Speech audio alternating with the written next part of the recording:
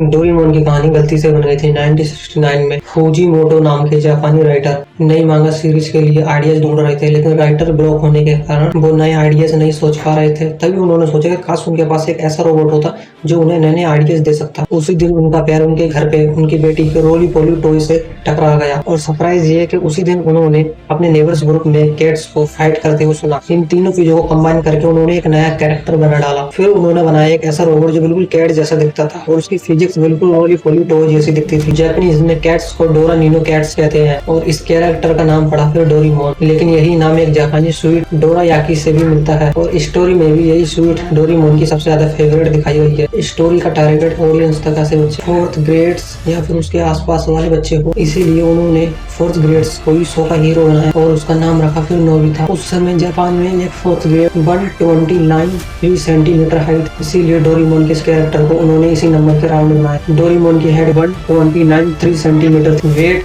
129 KG था, power observe 129 horse power का था। उसके सिर का सर्कल भी 129 सेंटीमीटर था। फाइनली डोरेमोन के गैजेट्स बनाने के लिए फूजीमोटो ने कॉमन लोगों की प्रॉब्लम सिचुएशंस को ऑब्जर्व किया, फिर ऐसे गैजेट्स फ्यूचर इमेजिन किए जो इजीली प्रॉब्लम्स को सॉल्व कर सकते हैं और फिर ऐसे ही तैयार हुई कहानी फिर डोरेमोन की। ऐसी और वीडियोस के लिए अभी मुझे फॉलो करें।